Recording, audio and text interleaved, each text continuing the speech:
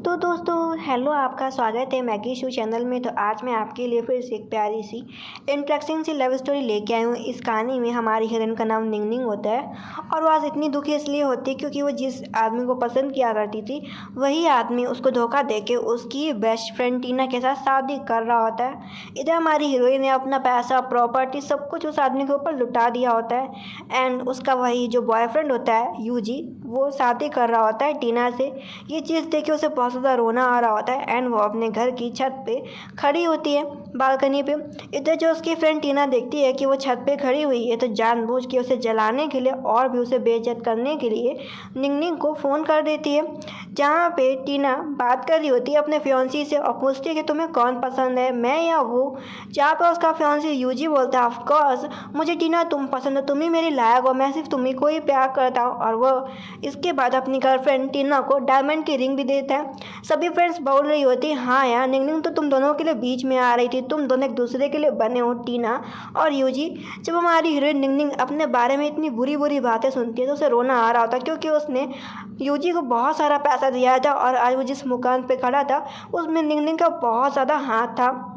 लेकिन आखिरी वक्त में उसकी फ्रेंड और उसके बॉयफ्रेंड ने दोनों ने मिलकर उसे धोखा दे दिया होता है। अब वो अपनी जान लेने की कोशिश कर रही होती है, तभी वहाँ पे उसका फ्रेंड आ जाता है मिस्टर फू और उसका हाथ पकड़ लेता है, लेकिन वो अपना हाथ छुड़ा लेती है और वो सीधा स्विमिंग पूल में गिरती है जाके। जहाँ पे उसे एक सीन ये देखने को मिलता है कि जो फू है वो किसी को मार रहा है, ये बोलते हुए कि तुम्हारी वजह से मेरी निंगनिंग की जान गई है, जब तुम मरोगे तब मेरी निंगनिंग की आत्मा को शांति मिलेगी। इसमें वो फू को देखती है, अपने फ्रेंड फू को। फू ने जिस आदमी को मारा होता है उसके बाद पुलिस भी आ जाती है एंड वो भी फू को शूट कर देती है। इधर ये थोड़ा सा हमारी हीरोइन को ये सीन देखने को मिलता है, वो हैरान होती है कि अभी जो उसने देखा है वो क्या था। इधर फू निंगनिंग को बाहर निकालता है। निंगनिंग फू भाई बहन होते लेकिन वो दोनों खून के भाई बहन नहीं होते, मतलब कि वो सगे भाई बहन नहीं होते। फू का अडॉप्ट किया गया था लू परिवार में। वो उसके पास आता है उससे पहले हमारी हीरोइन उसे धक्का दे देती है एंड उसके पेट में एक बड़ी सी लकड़ी लग जाती है। इधर वो हॉस्पिटल में होती है। इधर मॉम डांट रही होती है कि पता नहीं फू को क्या हो गया, तुम बिल्कुल भी ख्याल नहीं रखती हो ना अपने भाई का निंगनिंग, तुम बड़ी हो गई हो। फादर ने मरने से पहले क्या कहा था कि निंगनिंग हमेशा फू का ख्याल रखना, और तुम देखो तुमने क्या किया, इस बेचारे बच्चे को चोट पहुंचा दी। क्या तुम इसी तरीके अपने भाई का ख्याल रखने वाली हो निंगनिंग? निंगनिंग याद करती है कि जब वो छोटी थी एंड बचपन में वो फू से मिली थी, फू बिल्कुल अनाथ था, तो उसने अपने फादर से रिक्वेस्ट करी थी कि फू को हम अडॉप्ट कर लेते हैं और मैं फू का बहुत ज़्यादा ख्याल रखूँगी। इसके बाद उसे अडॉप्ट कर लिया गया था। उसकी मदर समझाती है कि तुम्हें अपने भाई की केयर करनी चाहिए, तुम प्रॉमिस करो अगर मैं कभी इस दुनिया से चली जाऊंगी तो तुम दोनों को हमेशा साथ में ही रहना होगा, तो तुम दोनों हमेशा एक दूसरे का ख्याल रखना। इधर फू उठता है, उसे बोलता है कि क्या तुम मेरी चोट पे दवा लगा सकती हो फूक फूक के, तो उसकी मदद कर रही होती है। इधर ये सब चीज़ें मिस्टर फू को अच्छी लग रही होती है। मिस्टर फू बिल्कुल भी निंगनिंग को अपनी बहन नहीं मानता था, वो बस निंगनिंग को लाइक करता था, लेकिन उसने अभी ये बातें अपने दिल की कही नहीं होती। उसके मन में क्या आता है वो अपनी निंगनिंग को किस कर लेता है। निंगनिंग उठती है, किसके थप्पड़ मारती है कि ये कौन सी बदतमीजी है। वो बोलता है मैं दुखित है, मुझे चोट लगी थी, तुम क्या मुझे ऐसा छोड़ के चली जाओगी? ये देखने के बाद निंगनिंग रुक जाती है। इधर वो सोचती है कि जो मैंने उस दिन सीन देखा था इसका क्या मतलब था, कि आगे चल के क्या सच में मेरा छोटा भाई फू एक बड़ा गैंगस्टर बन जाएगा। फिर सोचती है कि मैं ऐसा होने नहीं दूंगी और फू को मना करती है कि तुम इधर उधर घूमना बंद करो और अपना कंपनी पे ध्यान दो और कोई भी गलत काम मत करना। वो उसे बोलता है ठीक है निंगनिंग, जैसा तुम कहोगी बिल्कुल मैं वैसा ही सुनूंगा, और ऐसा वो निंगनिंग के काम में कहता है। उसके बाद इधर हम सीन ये देखते हैं जहाँ पे हमारी हीरोइन के जो एक्स बॉयफ्रेंड होते हैं एंड उसकी जो फ्रेंड टीना होती, दोनों भाग रहे होते हैं। इधर एक्स बॉयफ्रेंड टीना से पीछा छुड़ा रहा होता है। उसे पता चल जाता है कि टीना के पास बिल्कुल भी पैसा नहीं है और उन दोनों के पीछे कोई गैंगस्टर पड़े होते हैं जिनके हाथ में सांप का निशान होता है। यूजी तो टीना को फंसा देता है और खुद पेड़ के पीछे छुप जाता है, तो वो लोग टीना को पकड़ के लेके जाते हैं। पता चलता है ये जो लोग थे जो टीना और यूजी को परेशान कर रहे थे वो हमारे हीरो के ही लोग थे। इधर उसको अपने गार्ड से पता चलता है कि हम यूजी को पकड़ नहीं पाए, वो भाग गया। वो बोलता तुमने इतनी बड़ी बड़ी गलती कैसे कर दी, उसने मेरी निंगनिंग को परेशान किया, साथ साथ उसने उसको धोखा भी दिया, मैं इसका बदला ज़रूर लूँगा। इसके बाद वो बोलता है कि यूजी को कुछ भी मत करना, नहीं तो निंगनिंग को शक हो जाएगा मेरे ऊपर कि ये सब मैंने किया। इधर निंगनिंग उसे फ़ोन करती है तो वो घर आ जाता है क्योंकि मदर ने डिनर रखा होता है। इधर रात को जो मदर होती है वो खाना पका रही होती है, निंगनिंग भी आ जाती है। तभी वहाँ से फू आवाज़ देता है कि मॉम निंगनिंग को बोलो कि वो मेरे कपड़े ले आए, मैं कपड़े भूल गया हूँ बाथरूम में। ये सुनने के बाद मॉम बोलती है कि जाओ निंगनिंग अपने भाई को कपड़ों का सेट निकाल के दे दो वार्डरोब से। वो कहती है ठीक है मदर, अच्छा मैं जाती हूँ। वो उसके कपड़े उठा के देने जाती है तो वो अजीब सी फ़ोटो आती है और वहाँ पे कपड़े भी रखे होते हैं। वो डर जाती है क्योंकि उसके पीछे कोई और नहीं बल्कि हमारे हीरो फू आके खड़े हो गए थे। वो डर के मारे तो गिरने लगती है लेकिन फू उसे सही टाइम पे पकड़ लेते हैं और वो गिरने से बच जाती है। उसको डांटती है कि तुम अपने पास अपने खुद के कपड़े क्यों नहीं रखते हो। वो बोलता है माफ़ करना, मैं भूल गया था जल्दबाजी में। इधर वो उसे खींचते हुए बाथरूम में लेके जाता है। वो हैरान होती है कि वो क्या कर रहा है। इधर वो उसको बोलता है कि तुम अपने बॉयफ्रेंड यूजी का पीछा छोड़ दो। वो उसे बोलती है तुमसे इससे क्या मतलब है, ये मेरी लाइफ है। वो बोलता है नहीं, तुम मेरी लाइफ का हिस्सा हो और मैं तुम्हें अब कहीं भी जाने देने वाला नहीं हूँ। और प्रूफ करने के लिए उसके हाथ में हथकड़ियाँ लगा देता है और अपनी दिल की बात कह देता है कि मैं तुम्हें लाइक करता हूँ। इसके बाद वो उसे खुद से ही बाइट कर लेता है। इधर हम सीन देखते हैं जहाँ पे उसके घर में किसी और की नहीं अगले दिन एंट्री हो जाती है उसके एक्स बॉयफ्रेंड की। वो हैरान होती है कि उसका एक्स बॉयफ्रेंड यहाँ पे क्या कर रहा है और बोलती है तुम्हें तो टीना के पास होना चाहिए। वो उसके हाथ पकड़ता और बोलता कि मैं टीना के पास नहीं जाऊँगा बल्कि मैं तुम्हें प्यार करता हूँ और तुम्हारे साथ रहूँगा और उसके करीब आ रहा होता है। लेकिन तभी वहाँ पे हमारे हीरो फू आ जाते हैं जो कि यूजी को पीछे हटाते हैं और बोलते तुम दूरी रहो मेरी निंगनिंग से। यूजी बोलता है कि तुम हम दोनों के बीच में आ रहे हो, मैं तुम्हें बोल दूं कि मैं और निंगनिंग एक दूसरे के लिए बने हुए हैं। जहाँ पे हमारी हीरोइन बोलती है क्या हो गया, अब जब टीना के पास पैसा नहीं है तब तुम मेरे पास आए हो, तुम्हें क्या मैं बेवकूफ़ लगती हूँ। वो बोलता है नहीं नहीं, टीना बिल्कुल भी अच्छी लड़की नहीं है और उसे दोबारा फ्लावर दे रहा होता है, प्रपोज कर रहा होता है कि हम दोनों का साथ हमेशा के लिए भगवान ने बनाया है। वो उस फ्लावर को दूर फेंक देती है बोलते हुए कि ये फ्लावर मुझसे दूर ले जाओ। वो बोलता है कि तुम ऐसा क्यों कर रही हो। तभी वहाँ पर फूब इस फ्लावर को फेंक देता और बोलता तुम्हें इतना भी नहीं पता, तुम अपने आप को निंगनिंग का बॉयफ्रेंड बता दो, तुम्हें ये भी नहीं पता कि निंगनिंग को रोज़ से एलर्जी है। उसके बाद वो हमारी हीरोइन को अपनी तरफ खींचता और बोलता है यूजी के सामने कि निंगनिंग और मैं एक साथ हूँ। ये देखने के बाद यूजी बोलता तुम तो भाई बहन हो ना। इधर ये हमारा हीरो बोलता है तुम्हें अपने काम से काम रखना चाहिए और यूजी को बताता है कि तुम्हें और टीना को जो लोग आए थे पीछा करते हुए मेरे लोग थे। इधर हमारी हीरोइन ने बात सुन ली होती है तो वो यूजी को वहाँ से जाने के लिए बोलती है और पूछती है कि तुमने ऐसा क्यों किया वो। और फू को पनिशमेंट देने के लिए उसे बैठा देती कि तुम घुटने टेक के बैठो। तुम्हें याद है ना कि फादर ने तुम मुझसे क्या कहा था कि मैं तुम्हारा ख्याल रखूं ताकि तुम कोई गलत ना करो, लेकिन तुम मेरी कभी भी बात नहीं मानते। और ये मेरी लाइफ है कि मेरी लाइफ में क्या हो रहा है कि नहीं हो रहा है, तुम्हें अपनी लाइफ से अपने काम से काम रखना चाहिए। जहाँ पे वो बोलता है कि तुम ऐसा कैसे कह सकती हो। वो उसे बोलती है कि मैं तुम्हें भूल लूँ, आज के बाद तुमने कभी भी ऐसी हरकत करी ना तो मैं तुमसे कभी भी बात नहीं करूँगी और मैं तुम्हें अपना दोस्त भी मानती हूँ साथ साथ में, तो मैं तुम्हें कभी अपना दोस्त भी नहीं मानूंगी। वो प्रॉमिस करता है कि ऐसा वो कभी भी नहीं करेगा और इन सब में उसका कोई भी हाथ नहीं है। लेकिन निंगनिंग को लग रहा होता है कि वो उससे झूठ बोल रहा है। तभी उसकी मदर उसके लिए सूप लेके आती है निंगनिंग के लिए और वो निंगनिंग को बताती है निंगनिंग तुम्हें पता है तुम्हारे बॉयफ्रेंड का एक्सीडेंट पता है कैसे हुआ था, क्योंकि वो दारू पी के गाड़ी चला रहा था। उसे पता चलता है कि इसमें कोई भी गलती फू का नहीं है और इसके बाद टीना भी नहीं मिल रही है। अब उसे समझ में आ जाता है कि इसमें कोई भी गलती नहीं है उसका फू का और उसने फू को फालतू में ही पीट दिया है। उसे लगता है कि उसने फू के साथ गलत किया है तो वो जाती है फू के लिए दवा लेके और उसे बोलती है तुम्हारी चोट कैसी है। वो बोलता है कि तुम मेरी केयर करने आई हो ना, मैं तुम्हें सच में बता दूँ कि मेरा कोई भी हाथ नहीं है यूजी और टीना को परेशान करने में। और बोलते अगर तुम मेरी केयर ही करना चाहते हो तो तुम मुझसे प्यार से बात कर लिया करो, बस मैं इतना ही चाहता हूँ। और फिर उसे धक्का दे देता है। वो डर जाती है कि वो क्या करने वाला है। तभी वो उसके गले से लॉकेट निकाल लेता है। वो उसे बोलती तुम्हें बस लॉकेट ही चाहिए। वो कहता है हाँ मुझे कंपनसेशन में सिर्फ लॉकेट चाहिए। वो बोलती तुम्हारे लिए लॉकेट इतना खास क्यों है। वो बोलता है क्योंकि हम लोग इसी फ्लावर से पहली बार मिले थे जब मैं बच के भाग रहा था बदमाशों से, तब तुमने मुझे आके अपने घर में पनाह दिया। इसके बाद हम तुम साथ में रह रहे। उसको आधी बात बोलता है और आधी बात अपनी मन के अंदर बोल रहा होता है। इसके बाद वो उठ के जा रहा होता है। वो उसकी चोटें देखती है, बोलती है तुम्हारी पीठ में पुराने निशान क्यों लग रहे हैं जैसे तुम्हें बहुत पहले पीटा गया हो। लेकिन वो उसकी इस बात का जवाब नहीं देता। इसके बाद इधर हम सीन देखते हैं कंपनी का, जहाँ पे कंपनी के बाहर टीना के जो मदर एंड फादर होते हैं वो पहुँच जाते हैं और वो बोल रहे होते हैं कि अपनी बॉस एक्ट्रेस निंगनिंग को बुलाओ, हमारी बेटी कहाँ है। इधर हमारी हीरोइन को भी ये न्यूज़ मिल जाती है तो वो अपनी अच्छी महंगी वाली गाड़ी से कंपनी आती है, जहाँ पे बोलती है कि हाँ आप लोगों को क्या कहना है, जो भी कहना मेरे सामने कहो, यहाँ पे तमाशा मत खड़ा करो। इधर जो टीना के मदर फादर होते हैं कि तुमने मेरी बेटी को कहाँ छुपाया है, हमें हमारी बेटी वापस करो। हमारी हीरोइन बोलती है कि आपकी बेटी ने मेरे एक्स बॉयफ्रेंड के साथ शादी कर ली, मुझसे मेरा बॉयफ्रेंड भी छीन लिया और आप मुझसे सवाल कर रही हैं। ये सवाल आप यूजी से करो ना, वो तो उसका पति है। जहाँ पे टीना के फादर बोलते हैं कि हम यूजी के पास गए थे, यूजी ने कहा है कि उसका एक्सीडेंट करवाने में तुम्हारा हाथ है, हमें बता दो कि तुमने हमारी बेटी को कहाँ छुपाया। और उसे बोलते हैं क्योंकि वो बताते हैं कि हमें यूजी ने अंगूठी दिया कि इसमें जिस आदमी का ब्लड है उसने ही हमारी बेटी को रखा है, मुझे पता है कि ये अंगूठी कोई और नहीं बल्कि तुम्हारा भाई पहनता है। ये देखने के बाद हमारी हीरोइन याद करती है कि जब वो उस दिन पूल से गिर रही थी तब उसके ब्रदर फू ने ये अंगूठी पहन रखी थी। तभी कंपनी के बाहर से उसका भाई फू भी आ जाता है। इधर सभी लोग बात कर रहे होते हैं कि मिस्टर फू कितने हैंडसम है यार, ये दोनों भाई बहन हमेशा अच्छे हैं और महंगे कपड़े भी पहनते हैं और काफ़ी पॉपुलर भी हैं और इनका लुक भी तो देखो।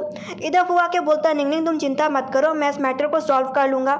इधर जो टीना के मदर फादर होते हैं इल्ज़ाम लगा रहे होते हैं कि तुमने हमारी बेटी को कहीं ना कहीं छुपा दिया है, हमारी बेटी हमको वापस करो, नहीं तो इस अंगूठी में तुम्हारा डीएनए टेस्ट होगा, मतलब कि तुम्हारा ब्लड होगा, डीएनए टेस्ट से पता चल जाएगा कि तुमने हमारी बेटी को नुकसान पहुँचाया। डीएनए टेस्ट की रिपोर्ट तो आती है लेकिन उसमें हमारे हीरो मिस्टर फू का नामो निशान भी नहीं होता। ये देखने के बाद वो हैरान हो जाते हैं कि ऐसा कैसे हो सकता है, हमारी बेटी को नुकसान पहुंचाने वाला और यूजी को नुकसान पहुंचाने वाला तो फू है, तो हमारी बेटी है कहाँ पे। इधर हमारा हीरो बोलता है तुम लोगों को पता था कुछ है नहीं, यहाँ पे आ जाते हो परेशान करने के लिए। इधर हमारी हीरोइन गहरी सांस लेती है लेकिन टीना के फादर ने अभी हार नहीं मानी होती एंड वो कह रहे होते कि तुम्हारे हाथ में जो ये टैटू है ना, ये भी यूजी बता रहा था कि इस टैटू वाले आदमी के लोग हमारे पीछे पड़े थे। हमारा हीरो बोलता है कि जब उसने ग्रेजुएशन पास करी थी तो बहुत सारे स्टूडेंट ने टैटू बनवाया था तो उसने भी बनवा लिया था। ये देखने के बाद हमारी हीरोइन सोचती थैंक गॉड ये बच गया, क्योंकि वो नहीं चाहती थी कि फू कभी भी गैंगस्टर बने या वो उसकी ऐसी दुखद मौत हो। इधर बाकी लोग भी कह रहे होते हाँ 2 साल पहले ये टैटू काफ़ी फेमस था।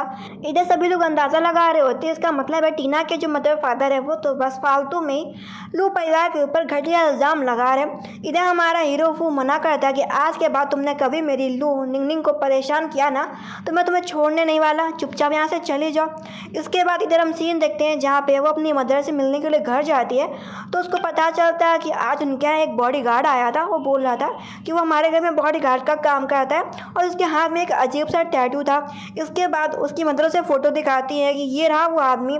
वो जब फ़ोटो देखती है ना तो उसे ये आदमी काफ़ी जाना पहचाना लगता है और इसके बाद उसे कुछ सीन आते हैं फ्यूचर के कि फ्यूचर में ऐसा फू के साथ होने वाला है। फू ने इसी आदमी को मारा था और इसके बाद फू को पुलिस पकड़ के ले गई थी। इधर वो हैरान होती है कि ये आदमी इस घर में क्या कर रहा है तो परेशान हो जाती है। फिर सोचती है कि वो फू को ऐसे गलत हाथ में जाने नहीं देगी, वो फू को खूनी नहीं बनने देगी, तो तुरंत ही कंपनी जाती है फू से मिलने के लिए। इधर फू बैठा होता है तभी वहाँ पे उससे मिलने के लिए वही आदमी आ जाता है। वो हैरान होता है कि मैंने तुमसे कहा था ना कि हमारा रिश्ता टूटता है, तुम मुझे कभी भी अपनी शक्ल नहीं दिखाओगे। वो बोलता है मालिक आप हमारे इस संप्रदाय के नेता, आप यहाँ से बच के नहीं जा सकते। हमारा हीरो बोलता है कि मैं उस घटिया काम का नेता नहीं बनना चाहता, चले जाओ यहाँ से। वो समझाता उसमें खराबी क्या है, आपके फादर भी इसी काम में बरसों से रहे, आपके दादा परदादा, तो उस हिसाब से आप तो इसके मालिक हुए, आपको चल के अपनी चीज़ों को संभालना चाहिए। वो साफ मना कर देता है कि वो यहाँ पे एक आम जिंदगी जीना चाहता है, ऐसा कुछ भी नहीं करना चाहता।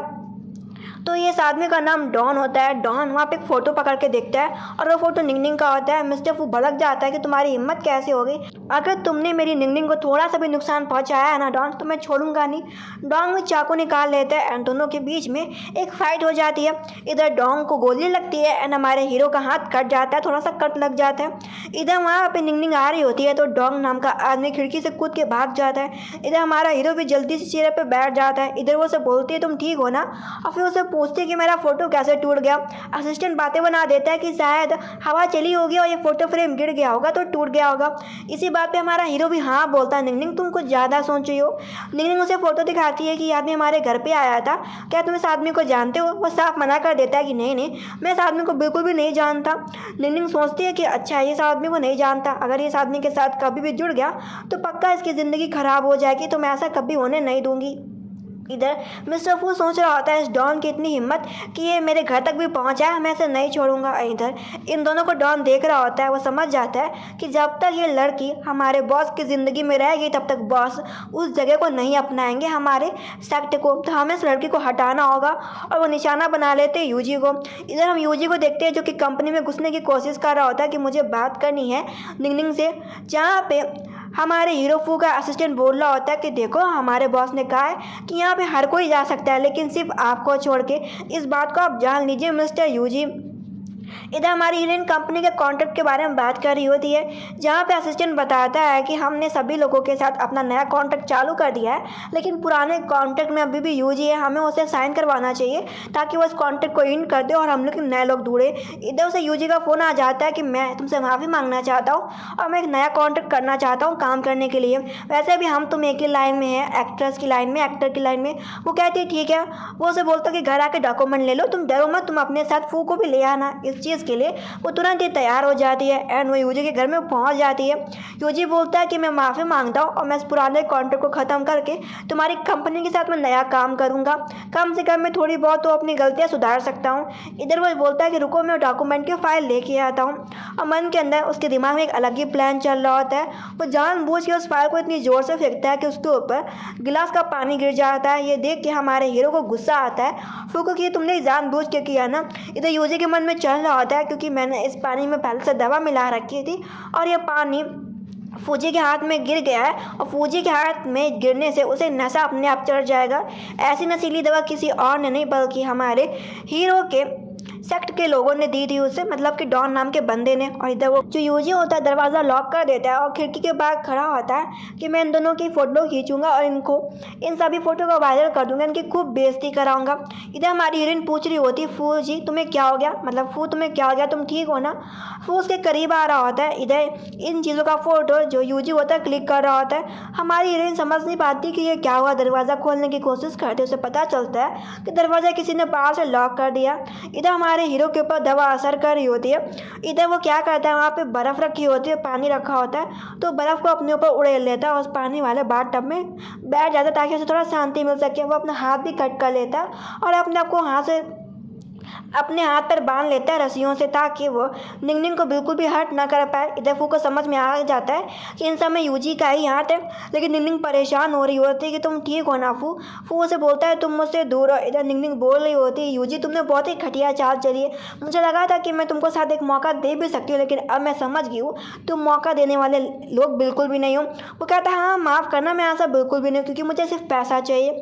इधर तभी वहाँ पर फू के लोग आ जाते हैं। वो आते ही सबसे पहले हमारी हीरोइन के सामने सर झुकाते हैं। इधर हमारी हीरोइन निंगनिंग को थोड़ा अपना बचपन का सीन याद आ रहा होता है कि फू के बगल में उसके फादर खड़े थे, तभी फू के लोग आते हैं और वो उसके फादर को मार डालते हैं वहीं पे। और ये दूर से हमारी हीरोइन निंगनिंग देख रही थी, उसे ये अपना बचपन का सीन याद आ जाता है जो कि वो उसे बहुत पहले ही भूल गई थी। और उसे समझ में आ जाता है कि उसकी फादर की मौत एक्सीडेंट से नहीं हुई थी, बल्कि फू के बॉडीगार्ड ने उसके फादर को मार डाला था। जब उसे ये सीन याद आता है ना तो उसके पैरों से ज़मीन निकल जाती है और वो सोचती है कि अब वो क्या करे। इधर वो देखती है कि फू दर्द से पड़ा हुआ है, तभी कोई मिस निंगनिंग के गले पे हाथ मार देता है और वो तुरंत ही बेहोश हो जाती है। यूजी को पकड़ के लाया जाता है क्योंकि उसने गलती करी होती है। इसके बाद इधर हम सीन देखते हैं वो हॉस्पिटल में एडमिट होती है, उसके पास उसकी मदर बैठी होती है। इधर हम सीन देखते हैं हमारे हीरो को अभी तक होश नहीं आया होता है मिस्टर फू को, लेकिन निंगनिंग को होश आ जाता है तो वो मिस्टर फू के पास बैठी होती है बड़ी गहरी सोच में। मिस्टर फू को होश आता है, वो बोलता है माफ़ करना निंगनिंग, मैं तुम्हें इतनी बड़ी परेशानी में डाल दिया, मैं तुम्हें बचा नहीं पाया। वो बोलती है मैं ठीक हूँ, मुझे कुछ भी नहीं हुआ। वो उसे पीने के लिए पानी देता है, उसका चेहरा टच कर रहा होता है लेकिन उसका हाथ दूर हटा देती है और बोलती है तुम्हें क्या लगा कि मैं अपनी बचपन की याददाश्त भूल गई हूँ। और बोलती मुझे एक चीज़ याद आ गई कि मेरे फादर का एक्सीडेंट नहीं था बल्कि तुम्हारे लोग तुम्हें ढूंढते हुए आ रहे थे, तो उन्होंने मेरे फादर को शूट कर दिया क्योंकि उन लोगों को लगा कि मेरे फादर तुम्हें मारना चाहते हैं। वो बोलता है ऐसी बात नहीं, एक मिस्टेक थी। वो बोलती है ये कोई मिस्टेक नहीं थी, तुम्हारी वजह से मेरे फादर आज इस दुनिया में नहीं है। वो उसे पीने के लिए पानी देता है ताकि वो थोड़ा अपना गुस्सा ठंडा कर सके, लेकिन वो उस पानी को फेंक देती है कि तुम्हें क्या लगता है कि मैं तुम्हें माफ़ कर दूंगी? मैं तुम्हें कभी भी माफ़ नहीं कर सकती हूँ, तुम बहुत बुरे हो। मुझे समझा रहा होता है कि देखो ऐसा कुछ भी नहीं है। वो बोलती है ऐसा ही है, मुझे समझ में आ रहा है तुम्हारी वजह से आज मेरा परिवार टूटा हुआ है। और बोलती है मेरे मदर फादर से मैंने रिक्वेस्ट करी थी कि तुम अनाथ हो, तुम्हारा कोई भी नहीं है, तो वो तुम्हें पाल पोस ले, मेरे घर पे रख ले, और मैंने तुम्हारे लिए दया दिखाई और तुम्हारी दया के बदले में मुझे क्या मिला कि तुमने मुझसे मेरे फादर को ही छीन लिया। इधर जो वो होता है उसे समझाने की कोशिश कर रहा होता है लेकिन हमारी हीरोइन पूरे फुल गुस्से में होती है, वो उसकी कोई भी बात सुन नहीं रही होती। इधर फू की हालत और भी ज़्यादा ख़राब हो जाती है और उसे खून की उल्टियाँ हो रही होती है। वो इतना कह रहा होता है तुम्हें जो भी कुछ कहना है मैं सब कुछ मानने को तैयार हूँ, तुम मुझे जो भी पनिशमेंट दोगी मैं तैयार हूँ, लेकिन मुझे छोड़ के मत जाओ निंगनिंग। इधर निंगनिंग की मदर भी आ जाती हैं और बोलती हैं फू तुम ज़मीन पर क्यों बैठे हुए हो और ये क्या हाश बनाया? निंगनिंग तुम मुझे अभी भी डांट रही हो क्या? इसमें बेचारे फू की गलती क्या है? और वो फू का मुंह से जो ब्लड आ रहा होता है उसको साफ कर रही होती हैं। इसके बाद इधर हम सीन देखते हैं, एक हफ्ता हो गया होता है जहाँ पे मिस्टर फू पूरी तरीके से ठीक हो जाता है। इधर मॉम घर जा रही होती लेकिन निंगनिंग कहीं बाहर जा रही होती है। वो निंगनिंग का हाथ पकड़ लेता है कि मैं तुम्हें खुद ड्रॉप कर देता हूँ, तुम्हें खुद छोड़ देता हूँ चल के। वो कहती है ठीक है अच्छा, फिर उसकी बात सुन लेती है, मान जाती है, गाड़ी में बैठ जाती है। इधर फू को पता चलता है कि वो ब्लाइंड डेट पर जा रही है। ये सुनने के बाद तो फू को बहुत ज़्यादा गुस्सा आ रहा होता है क्योंकि वो लाइक करता था निंगनिंग को और वो बिल्कुल भी नहीं चाहता था कि निंगनिंग किसी दूसरे आदमी के पास में जाए। इधर निंगनिंग का वो ब्लाइंड डेट वाला आदमी आ जाता है और उसे बोल रहा होता है मिस निंगनिंग मैं इधर हूँ, इस तरफ आ जाइए। इधर वो देखता है कि वो आदमी बस निंगनिंग को बुला रहा है। ये देखने की वजह से वो गुस्से में आके निंगनिंग को किस कर लेता है और गाड़ी की खिड़कियाँ खोल देता है। वो ब्लाइंडेड देखता है कि जो मिस निंगनिंग है उसे कोई ऑलरेडी गाड़ी में बैठ के किस कर रहा है। ये देखने के बाद तो वो ब्लाइंडेड बड़ा शॉक हो जाता है। इधर निंगनिंग इस बिहेवियर से काफ़ी गुस्सा आ जाती है और वो मिस्टर फू को खींच के एक ज़ोरदार सा थप्पड़ मारती है और गुस्से में उस गाड़ी से निकल जाती है और निकल के मिलने के लिए जाती है उसी ब्लाइंडेड वाले आदमी से। उसके हेयर में कुछ फंसा होता है तो उसको ठीक कर रही होती है। इधर दूर से मिस्टर फू को लग रहा होता है कि जैसे निंगनिंग उस बंदे को किस कर रही है। ये देखने के बाद तो मिस्टर फू का गुस्सा और भी ज़्यादा आसमान में चला जाता है। इसके बाद इधर हम सीन देखते हैं जहाँ पे हमारी हीरोइन उसी ब्लाइंडेड से बैठ के बातें कर रही होती है। वो बोलती है कि आपको मेरे बारे में क्या अच्छा लगता है, जहाँ आदमी पहले हंसता है फिर खड़े होकर सीरियस वे में बोलता है कि मैंने आपको देखा कि आपको कोई गाड़ी में किस कर रहा था। मुझे लगता है कि हम दोनों एक दूसरे के लिए बिल्कुल भी परफेक्ट नहीं है और आप मेरे लिए उतनी बूढ़ी औरत नहीं है, आपको किसी और को ढूंढना चाहिए। अब मुझे लगता है कि मैं आपसे भी अच्छी लड़की किसी को ढूंढ सकता हूँ, भले आप एक्ट्रेस है लेकिन आप मेरे लायक नहीं हैं। और वो आदमी मिस निंगनिंग को ऐसा बोल के जाता है।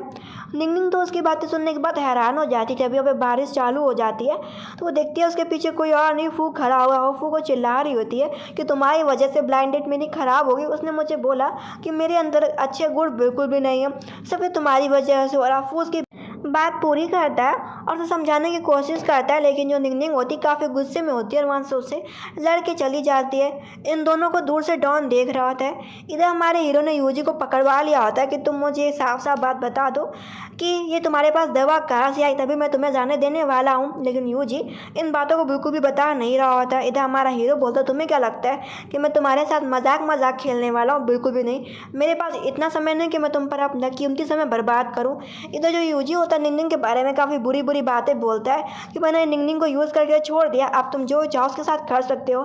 जब मिस्टर फू निंगनिंग के बारे में ऐसी बुरी बुरी बातें सुनता है ना तो उसे गुस्सा आ जाता है और वो क्या करता है अपनी बंदूक लेता है और सीधे शूट आउट कर देता है उसके पैर में और बोलता है तुम्हारी इतनी हिम्मत कि तुम मेरे निंगनिंग के बारे में ऐसी बातें बोलो।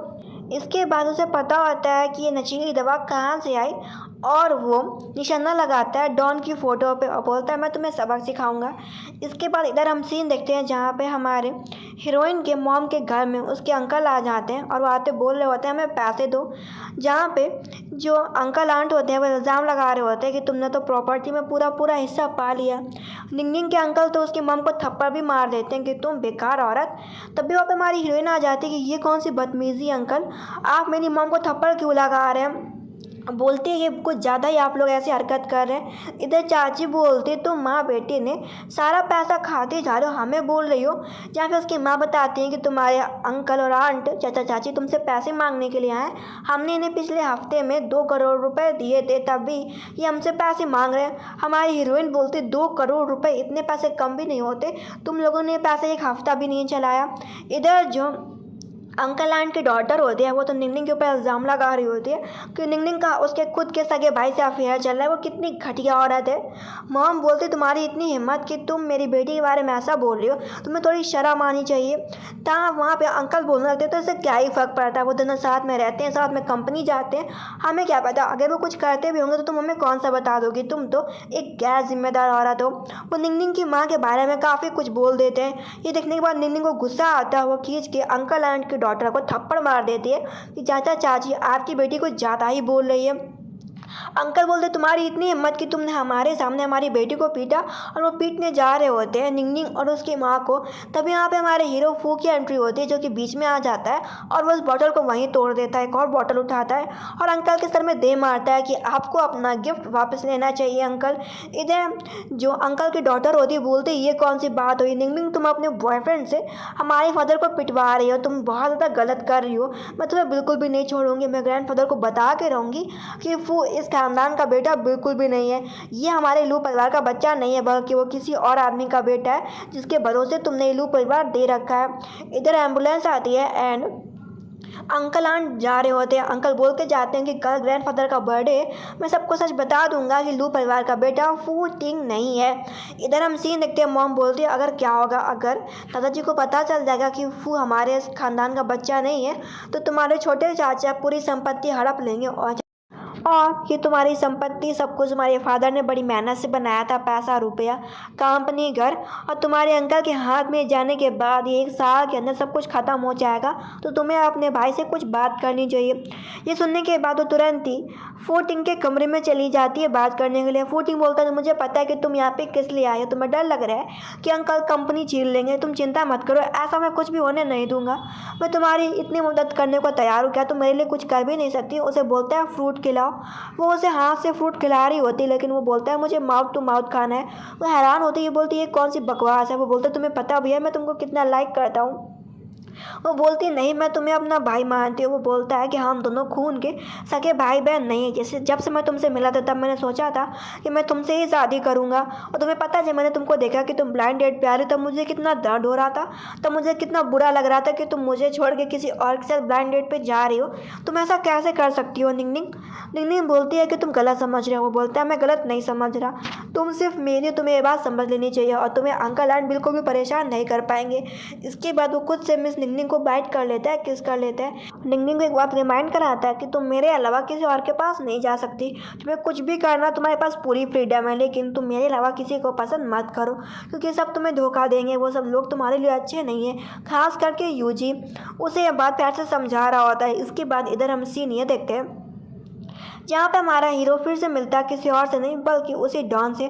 डॉन बोलता चलो हमारे मालिक चल के अपने सेक्ट को संभालो चल के। वो कहता है हाँ ठीक है। इसके बाद इधर हम सीन देखते हैं जहाँ पे दादाजी का आज बर्थडे होता है। उसकी मम्मी परेशान हो रही होती है कि अब क्या होगा। इधर जो अंकल होते हैं इंतज़ार कर रहे होते हैं कि जल्दी से ग्रैंडफादर आ जाए, फिर वो बात करें लू परिवार की संपत्ति किसके हाथ में होनी चाहिए। इधर तभी यहाँ पर दादाजी भी आ जाते हैं और साथ साथ पीछे से हमारा हीरो मिस्टर फू भी आ जाता है अपने बॉडीगार्ड्स के साथ में। इधर दादाजी आते हैं और बोलते हैं कि आज मेरी जन्म पार्टी है। यहाँ पे दादाजी को पता चलता है कि यहाँ पे लू परिवार की संपत्ति का अधिकारी आपको चुनना होगा। ग्रैंडफादर बोलते हैं फू तो है हमारे खानदान में एक ही बेटा है फू। जहाँ पे उनकी छोटी वाली पोती बताती नहीं ग्रैंडफादर वो इस खानदान का बच्चा नहीं है, वो हमारे लू परिवार का वारिस नहीं है बल्कि उसे अडॉप्ट किया गया है। मुझे लगता है इधर चाचा जी ने बड़े पापा ने संपत्ति छीनने के लिए फू को गोद ले लिया था और छोटे चाचा कहते हैं कि बहुत सालों से निंगनिंग संपत्ति संभाल रही है, तब ये संपत्ति मुझे और मेरी बेटी को मिलना चाहिए। ग्रैंडफादर बोलते चाहे कुछ भी हो, लेकिन जब से इस छोटे फू ने इस लू परिवार को संभाला तब से हमारा परिवार काफ़ी कामयाब रहा। ये हक उसको ही मिलेगा कि किसको कंपनी संभालनी चाहिए। निंगनिंग को या छोटी बेटी लिली को, जहाँ पे वो एक रिपोर्ट मंगाता है और बोलता है कि जब से मैंने कंपनी संभाली है निंगनिंग ने, तब से कंपनी ने काफ़ी अच्छा काम किया। 1 महीने पहले चाचा जी ने जब कंपनी का एक छोटा सा हिस्सा संभालना चालू किया तो उनकी वजह से वो कंपनी जहाँ 55% बढ़ रही थी वो घट के 20% में आ चुकी है। हमारे कंपनी की वैल्यू 9 लाख करोड़ है और इन्होंने हमारे कंपनी से बहुत सारा पैसा चुराया भी है, गबन भी किया, इधर उधर किया और साथ साथ ये घर में आके निंगनिंग और निंगनिंग की माँ से हर एक महीने में 20-30 करोड़ रुपए की डिमांड करते रहे। ये अगर सारा पैसा जोड़ा जाए तो बहुत करोड़ों रुपए निकलता है और इन्होंने कोई भी अपने हिस्से का पैसा बिल्कुल भी नहीं कमाया। अगर हम शेयर्स के बंटवारे के हिसाब से देखें, जितने भी शेयर निंगनिंग के हिसाब में आते हैं, हिस्से में आते हैं, निंगनिंग ने अपने शेयर के हिस्से में बहुत सारा कामयाबी पाई है। लेकिन अगर हम देखें कि मिस्टर छोटे चाचा ने कितना कंपनी पर ध्यान दिया, उन्होंने बिल्कुल भी ध्यान नहीं दिया, बल्कि उन्होंने खुद ही निंगनिंग और निंगनिंग की माँ से बहुत सारा कर्ज ले रखा है। इस हिसाब से देखा जाए, अगर उनको कंपनी दे भी दी जाएगी तो मुश्किल से मुश्किल 6 महीने में वो पूरी कंपनी को खा बैठेंगे सारा पैसा और फिर बाद में आखिरी में वो कंपनी को बेच देंगे।